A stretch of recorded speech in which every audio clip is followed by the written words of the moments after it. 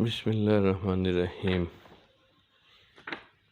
الحمد للہ رب العالمین والصلاة والسلام علی سید المرسلین نبینا محمد وعلی آلہ وصحبہ ومن تبعہ بإحسان الی یوم الدین، اما بعد۔ آج کا باب بہت اہم ہے، چھوٹی سی حدیث ہے، بہت چھوٹی سی حدیث ہے اور مسئلہ بہت سا ہے۔ ہاں چلو پڑھو۔ باب ما جاء ان الامام ضامن والمؤذن مؤتمن۔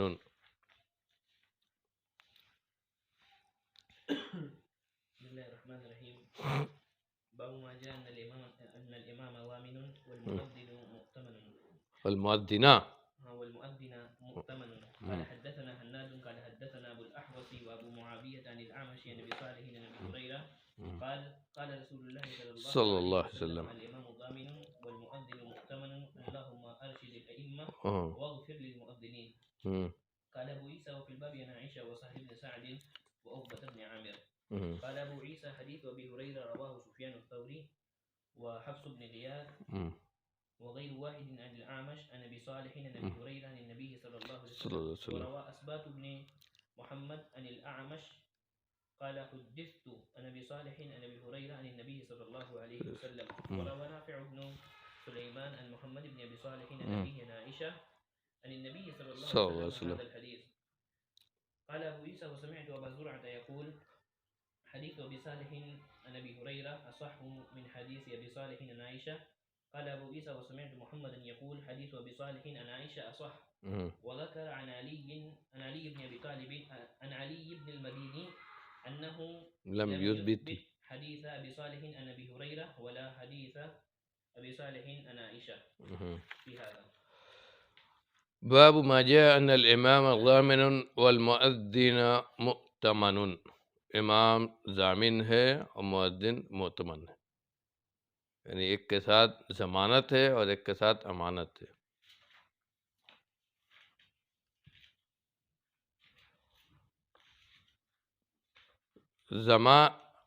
حدیث کا لفظ کیا ہے؟ قال قال رسول اللہ صلی اللہ علیہ وسلم الامام ضامن والمؤذن مؤتمن۔ اس کے بعد نے دعا کی اللہم ارشد الائمہ، یعنی ہدایت دے، سیدھے راستے پر رکھ۔ اور انہوں نے ترجمہ کیا ہے ارشدہم للعلم بما تکلفوہ، جن کا ان کو جس چیز کا انہیں مکلف بنایا گیا امام بنا کر، اس کا علم دے کر ان کو ہدایت دے، اس کے علم کی ان کو ہدایت کر۔ گویا یعنی امام کے لیے اسی سے نکلا نا، امام کے لیے عالم ہونا بھی چاہیے، کم سے کم مسائل، نماز کے مسائل اس کو اچھے سے معلوم ہو۔ اس کا پورا ترجمہ ہی کیا ہے کہ ارشدہم للعلم بما تکلفوہ والقیام بہ والخروج عن عہدتہ، یعنی جس کا ان کو مکلف کیا گیا ہے اس کا علم دے کر ان کو ہدایت یاب کر، اس کے علم کی ان کو رہنمائی کر، اور اس عمل کو ادا کرنے کی اور اپنی ذمہ داری کو پورے طور پر نبھانے کی انہیں ہدایت دے۔ اور دوسرے کس کے لیے دعا ہے؟ مؤذنین کے لیے، واغفر للمؤذنین، اور مؤذنین کو بخش دے، مؤذنین کو معاف کرنے کی بات کیوں کہی؟ یعنی مؤذن کو وقت کا پابند ہے نا، گویا وہ امانت ہے اس کے پاس کہ صحیح وقت پر وہ اذان دے، ایک امانت ہے اس کے پاس کہ صحیح وقت پر اذان دے۔ اس امانت کو ادا کرنے میں اگر اس سے کوئی تفرید ہو جائے، آگے پیچھے ہو جائے اذان دینے میں، تو اس تفرید کو معاف کر دے۔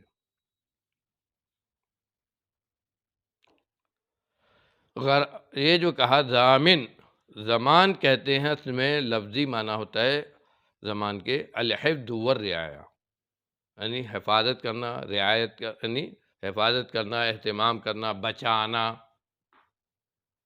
تو یہاں حفظ اور رعایت سے کیا مراد ہے؟ دیکھیے زمان دو طرح سے ہوتی ہے، ایک زمان الغرامہ کہتے ہیں اور ایک کہتے ہیں کہ کام کی حفاظت. ایک تو ہوتی ہے کام کی حفاظت، ذمہ داری آپ کو دی گئی ہے، آپ اس کام کو اپنی امانت اپنے جو ہے صحیح طور پر ادا کریں. اور ایک ہوتا ہے کہ غریم کہتے ہیں کس کو؟ دلال غریم کس کو کہتے ہیں؟ مقروض. تو قرض جو آپ نے لیا اس کی ضمانت، اگر وہ ضمانت ضائع ہو گئی تو ہو سکتا ہے قرض بھی ضائع ہو جائے. اس معنی کو لیا ہے احناف نے، اور محدثین جمہور کے ہاں وہ حفظ و رعایت کے معنی میں زمانیہ، یعنی نماز کے ارکان، اس کی حیات، اس کو صحیح طور پر ادا کرنا تاکہ اس ویسے ہی پیچھے والا ادا کرے، اس کی حفاظت ہے امام کے ذمہ. امام اس کا ضامن ہے، یعنی صحیح طور پر پیچھے والوں کو، مقتدیوں کو صحیح ہے تو حرکات کے ساتھ نماز پڑھانے کا وہ ذمہ دار ہے. اور یہ معنی اس لیے لیتے ہیں کہ امام اگر غلطی سے امام کی نماز نہیں ہوتی، کسی غلطی کی وجہ سے امام کی نماز نہیں ہوتی ہے، تو اس کے ذمہ دار مقتدی نہیں ہوں گے. یعنی امام کی نماز نہیں ہوئی تو اس سے یہ نہیں ہوگا کہ مقتدیوں کی نماز نہیں ہوگی، بلکہ مقتدی کی نماز ہو جائے گی. اور اس کی سب سے بڑی دلیل کیا ہے؟ حضرت عمر رضی اللہ عنہ کا واقعہ ہے. انہوں نے فجر کی نماز پڑھائی، اس کے بعد کچھ اپنے صحابہ کرام کے ساتھ گئے اپنی زمین جرب پر. وہاں جب گئے تو لنگی میں، اپنے کپڑے میں جو ہے احتلام دیکھا. تو اس وقت انہوں نے کہا کہ یہ جو ہے ہم کو خبر نہیں لگی، فجر کی نماز پڑھا چکے تھے، محتلم تھے، کپڑے میں بھی احتلام تھا، نماز پڑھائی، ان کی نماز تو نہیں ہوئی نا. اور جن لوگوں ان کے پیچھے جو نماز، تو انہوں نے اس کے بعد اس نماز کو دہرایا. لیکن جن لوگوں نے نماز نہیں پڑھی تھی آپ کے پیچھے فجر کی، کسی سے دہرانے کو نہیں کہا. اس کا مطلب کیا ہوا کہ مقتدیوں کی نماز ہو گئی، امام کی نماز نہیں ہوئی. یہی کہنے کا مطلب ہے کہ اگر کسی وجہ سے امام کی نماز میں مثلا بھول گیا، وضو نہیں کیا، نماز پڑھ لیا، تو امام کی نماز نہیں ہوئی، لیکن جو مقتدی ہیں ان کے پیچھے پڑھنے والے، ان کی نماز ہو جائے گی. یہ صحیح مسلک ہے. لیکن احناف کیا نہیں ہوگی؟ احناف زمان الغرامہ کہتے ہیں، یعنی مکمل طور پر نماز کا مکمل طور پر امام ذمہ دار ہے، یہاں تک کہ اس کے صحیح ہونے کا بھی، پیچھے کے لوگوں کے نماز کے صحیح ہونے کا بھی وہ ذمہ دار ہے. اس لیے کہ اگر زمان الغرامہ اسی لیے کہتے ہیں نا کہ پوری ضائع ہو گئی، اس کی نماز بھی ضائع ہو گئی، اور جس کا قرضہ اس کے اوپر تھا پیچھے والوں کا، ان کی بھی ضائع ہو گئی. سمجھ میں آ رہا ہے کہ نہیں؟ جو پیچھے جو تھے گویا ایک طرح سے وہ امام کے مقروض ہیں. امام اگر صحیح طور پر ادا کرے گا تو پیچھے والے کی نماز صحیح طور پر ادا ہوگی، نہیں تو پیچھے والے کی نماز نہیں ہوگی. اس پر جو ہے اس چیز کو لے کے احناف کے یہاں ایسا فتویٰ ہے کہ میں سناؤں گا تو آپ لوگوں کو ہنسی آئے گی. اسی چیز کو لے کے کہ امام صحیح اگر ہے تو پیچھے والا جو ہے اس کی بھی اس چیز کو لے کر احناف کے اس بات کا بھی فتویٰ ہے کہ شافعی کے پیچھے حنفی کی نماز نہیں ہوگی. کیوں؟ اس لیے کہ پانی کے مسئلے میں شافعی اور حنفی میں جو اختلاف ہے، اگر شوافع اس حساب سے وضو کرتے ہیں، طہارت کرتے ہیں، تو احناف کے یہاں وہ طہارت نہیں ہوتی ہے. لہذا امام نے اگر اپنے اسی مسئلے کے حساب سے طہارت حاصل کی ہے اور نماز پڑھایا تو اس کے اپنے حساب سے نماز ہوگی شافعی مسلک کی. لیکن حنفی مسلک کے حساب سے نماز نہیں ہوئی. جب حنفی مسلک کے حساب سے اس کی نماز نہیں ہوئی تو پیچھے والوں کی نہیں ہوگی. سمجھا؟ تو یہ بہت دور تک لے جاتا ہے معاملے کو. تو اور یہی میں نے کہا نا چھوٹی سی حدیث ہے لیکن مسائل اس کے اندر بہت ہیں. تو اسی حدیث سے جو ہے انہوں نے بھی لیا ہے محدثین، یعنی جمہور نے بھی، کہ ہاں امام ضامن کتنے حد تک ہے حیات و حرکات، نماز پڑھانے کا، صحیح طور پر نماز کو ادا کرنے کا. تاکہ پیچھے والے بھی صحیح طور پر اسی حساب سے نماز ادا کریں۔ صحت کا وہ ضامن نہیں ہے، اس کی نماز اس کے ساتھ ہے امام کی، اور مقتدی نماز جو ہے مقتدی کے ساتھ ہے۔ اس میں بہت تفصیل ہے کہ اگر جان بوجھ کر وہ تمہید کو اگر پڑھیں نا، علامہ عبد البرکی اس مسئلے میں کئی صفحہ لکھا ہے، اس میں بہت زیادہ شق در شق ہے مسئلہ۔ مسئلہ ہے کہ جان بوجھ کر اس نے جانتے ہوئے جو ہے، معلوم تھا اسے کہ ہم بغیر وضو اور پڑھا دیا نماز، تو پیچھے والے کی ہوگی کہ نہیں ہوگی؟ پیچھے والے اگر جانتے ہوں، ایک یہ ہے کہ وہ پیچھے والے جانتے ہی نہیں مقتدی، ایک مسئلہ ہے کہ پیچھے والے جانتے ہوں کہ یہ جو باوجود نہیں ہے، اس کے بعد بھی اس کے پیچھے نماز پڑھ لیا، تو ان کی نماز ہوگی نہیں ہوگی؟ یہ سب شقیں ہیں، بہرحال فقہی مسائل ہیں وہ۔ کہتے ہیں کہ والمراد المؤذن مؤتمن،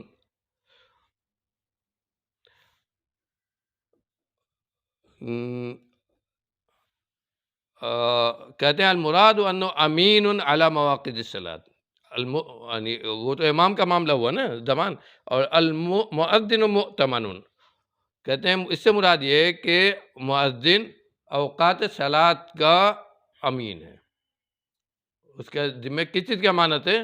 نماز کے اوقات کی۔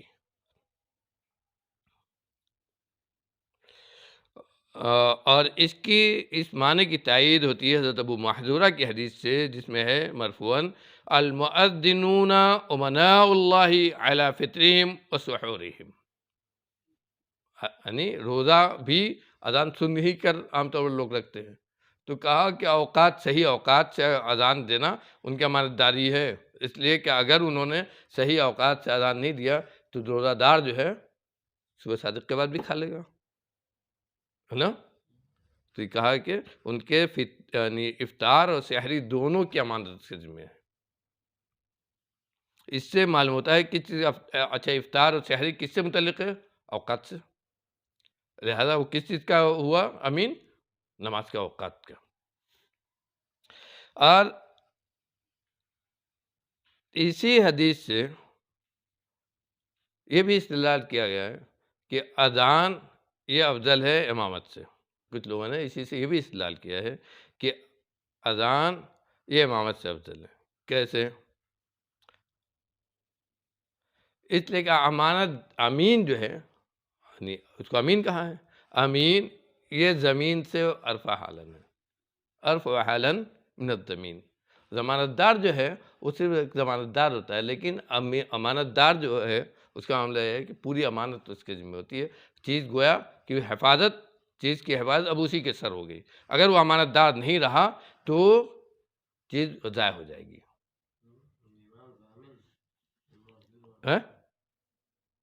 اسی لیے کہ دیکھیے ہم بتا رہے ہیں نا، یعنی کچھ لوگوں نے کہا ہے اسی سے استدلال کر کے کہ اذان یہ امامت سے زیادہ افضل ہے، مؤذن یہ امام سے زیادہ افضل ہے۔ کیوں؟ اس لیے کہ الامین ارفع حالم من الزمین، سمجھ میں آیا؟ لیکن عام طور پر علماء جو ہے اس کو نہیں مانتے، کہتے نہیں امامت جو ہے یہ افضل ہے۔ اور اس کی ایک دلیل یہ ہے کہ نبی کریم صلی اللہ علیہ وسلم اور خلفاء راشدین سب امام تھے، اور مؤذن دوسرے صاحب حضرت بلال وہ لوگ تھے، اور اس میں دو رائے نہیں کہ سب کے سب کبار علماء ہوئے۔ علماء کے طبقہ دیکھیں گے تو امت میں سب سے بڑے علماء یہی لوگ ہوئے، اور یہ سب لوگ اذان نہیں دیتے تھے بلکہ امام تھے۔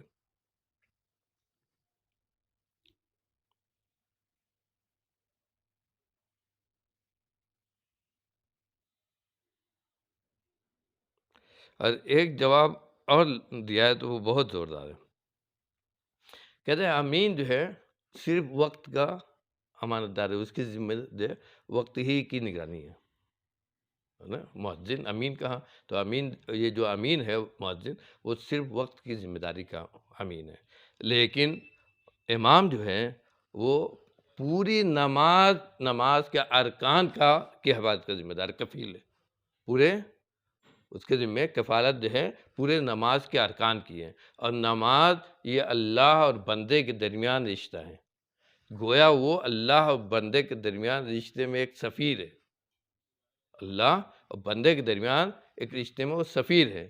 تو اس سفیر کی حیثیت جو اللہ اور بندے کے درمیان ہے، اس کی حیثیت زیادہ ہوگی یا جو صرف وقت کے لیے امین بنایا گیا؟ اس سے معلوم ہوتا ہے کہ امام یہ جو ہے یعنی مؤذن سے افضل ہے۔ کہتے ہیں صاحب طبع قلت وهو القول الراجح، یہی راجح قول ہے۔ کہتے ہیں قال ابو عیسیٰ فی الباب عن عائشہ وسهل بن سعد وعقبہ بن عامر قال ابو عیسیٰ حدیث ابی ہریرہ رواه سفیان الثوری وحفص بن غیاث وغیر واحد عن الاعمش عن ابی صالح عن ابی ہریرہ عن النبی صلی اللہ علیہ وسلم۔ ایک سند تو یہ ہوئی عن الاعمش عن ابی صالح عن ابی ہریرہ عن النبی صلی اللہ علیہ وسلم، وروى اسباط بن محمد عن الاعمش قال حدثت عن ابی صالح عن ابی ہریرہ عن النبی صلی اللہ علیہ وسلم۔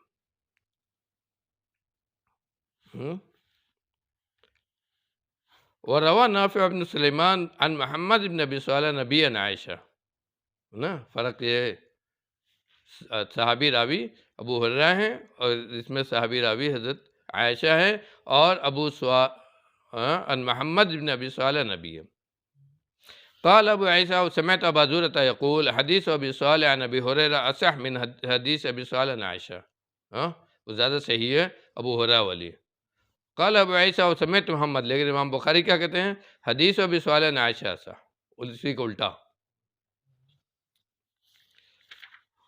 وذكر عن علي بن المديني أنه لم يثبت حديث أبي صالح عن أبي هريرة ولا حديث أبي صالح عن عائشة في هذا، یعنی علی بن مدینی دونوں اس حدیث کو صحیح نہیں مانتے، اور واقعتاً یہ حدیث سندن اس پر ارواء الغلیل جو ہے اس میں بھی اس کو ذکر کیا ہے، سند پر بہت مکمل کلام کیا، کئی سندیں ہیں۔ کچھ لوگوں نے ائمہ حدیث میں جیسے کہتے ہیں علی بن مدینی نے اس حدیث کو گویا صحیح نہیں مانا ہے، دونوں سند رد کر دی انہوں نے، حضرت ابو ہریرہ والی بھی اور عائشہ والی بھی۔ لیکن کہتے ہیں ورجح العقیلی والدارقطنی طریق ابی صالح عن ابی ہریرہ علی طریق ابی صالح عن عائشہ کما نقل الترمذی عن ابی زرعہ وصححہما ابن حبان جمیعا۔ ثم قال، دیکھیے یہ اختلاف ہے ائمہ حدیث کے ہاں، کیا نبی صالح عن ابی ہریرہ وہ زیادہ صحیح ہے، کیا نبی صالح عن عائشہ صحیح ہے؟ اور ابن حبان نے دونوں کو، جیسے علی بن مدینی نے دونوں کو صحیح کہا نہیں صحیح ہے، اسی طرح ابن حبان کہتے ہیں کہ دونوں صحیح ہیں۔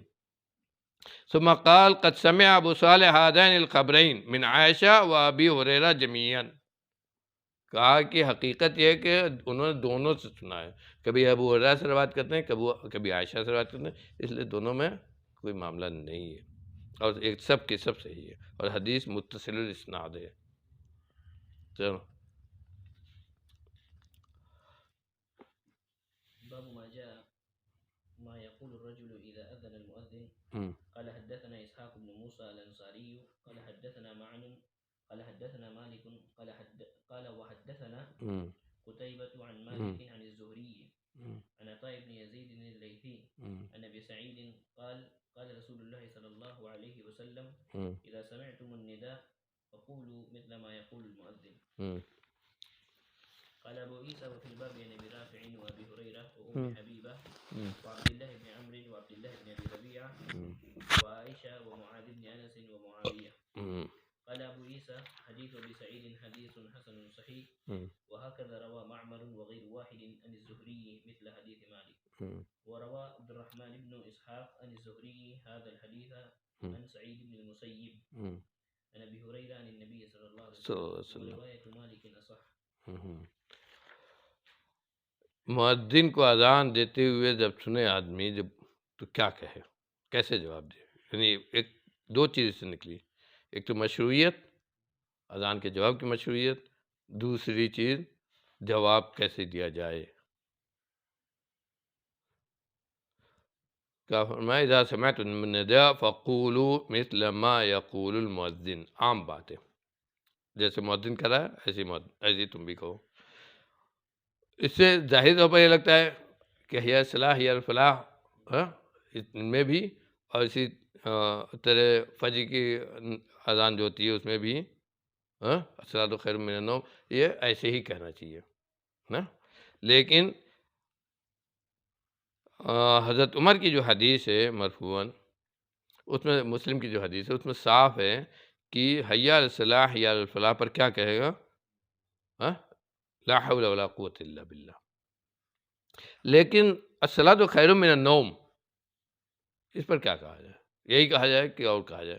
ایک روایت میں ہے کہ اس پر کہنا چاہیے صدقتا و بررتا، صدقتا و بررتا. لیکن صحیح کسی صحیح حدیث سے ثابت نہیں ہے. شوافی کے یہاں ہے، ان کے یہاں مستحب ہے، لیکن کسی صحیح حدیث سے ثابت نہیں ہے. اسی لیے امیر صنعانی کہتے ہیں کہ یہ بہت سارے لوگ کہتے ہیں کہ تصویب پر صدقتا و بررتا کہا جائے، لیکن کسی بھی معتمد سنت سے یعنی حدیث سے یہ ثابت نہیں ہے. ایک حدیث ہے جس میں ہے کہ اچھا یہ تو صرف اذان کا ہے. وفیہ دلالۃ علی استحباب مجاوبۃ المقیم لقولہ. اچھا ابو داؤد کی حدیث ہے حضرت ابو امامہ سے کہ ان بلالا اخذ فی الاقامۃ فلما ان قال وقد قامت الصلاۃ قال النبی صلی اللہ علیہ وسلم اقامها اللہ وادامها وقال فی سائر الاقامۃ کنحو حدیث عمر فی الاذان. جس سے لوگوں نے اقامت کا جواب کی مشروعیت بھی لی ہے. لیکن میں نے پیچھے حدیث گزری اس سے میں نے دوسری حدیث سے بتایا تھا کہ اس سے مشروعیت نکلتی ہے اقامت کی. اس سے بھی لوگوں نے لیا ہے اور اسی سے یہ لیا ہے کہ اقامت کا جواب بھی دیا جائے گا اور قد قامت الصلاۃ پر اقامہ اللہ و ادامہ کہا جائے گا. لیکن یہ حدیث پتہ نہیں کیسے شیخ صاحب نے اسی سے استدلال بھی کر لیا ہے، لیکن یہ حدیث ضعیف ہے. کیوں بتائیے؟ ایک راوی ہے شہر ابن حوشب، پڑھا ہے؟ بہت مشہور ہے. ہاں مقدمہ مسلم پر بہت مزے سے لکھا ہے شہر ابن حوشب کو. یعنی دونوں طرح کی بات ہے، توثیق بھی ہے اور تجریح بھی ہے. اور اس کے بعد جو ہے اس میں ایک راوی مجہول بھی ہے. عن رجل من اہل الشام عن شہر ابن حوشب. دو علت ہے، ایک تو ایک راوی کی جہالت ہے عن رجل من اہل الشام اور دوسرا شہر ابن حوشب. اسی لیے عام طور پر لوگ اس حدیث کو ضعیف کرتے ہیں. صنعانی نے بھی اس کو ضعیف کہا ہے، لیکن اس سے صاحب تحفہ نے اسی سے استدلال کر کہا ہے کہ اقامت میں اقامہ اللہ و ادامہ یہ بھی کہہ سکتے ہیں. قال ابو عیسیٰ وفی الباب عن ابی رافع و ابی ہریرہ و ام حبیبہ و عبداللہ بن عمرو. لیکن شیخ البانی نے لکھا ہے، شیخ البانی نے دونوں پر دو چیز اذان میں فجر کی اذان میں ہے صدقتا و بررتا اور اقامت میں دونوں پر لکھا ہے کہ کسی حدیث سے ثابت نہیں ہے.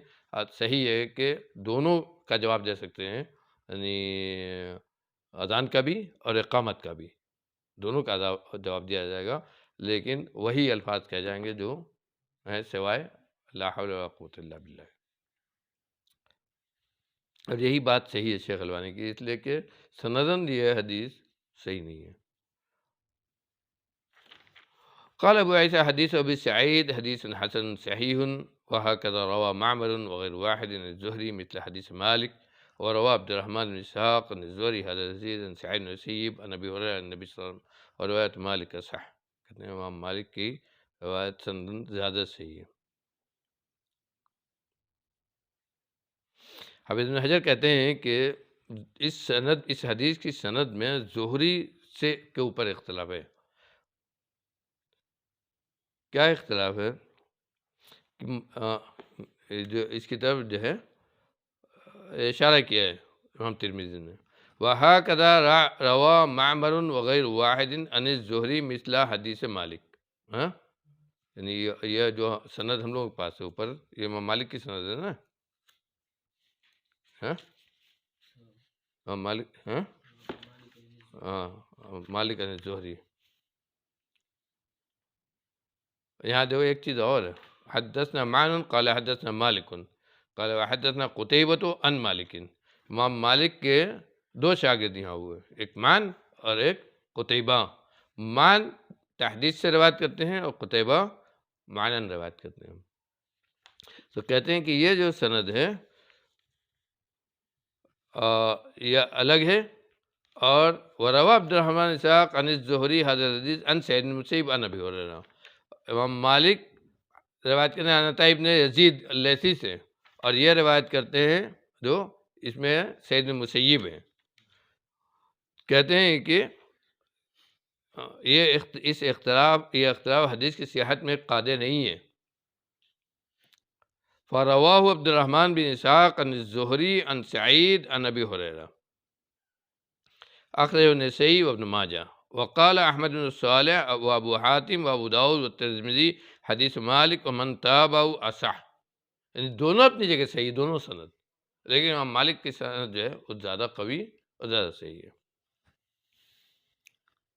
تو کتنا ٹائم ہے؟ اگلا